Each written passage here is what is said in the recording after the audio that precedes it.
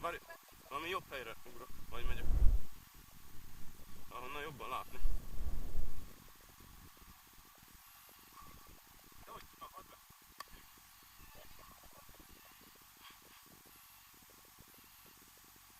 Hát amúgy annyira nem vészes. Csak gecire félelmetes. Geci magas.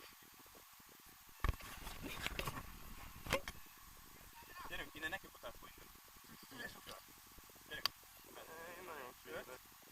4, 3, 2, és mehet! Gyerünk! Úristen, ez egy állat!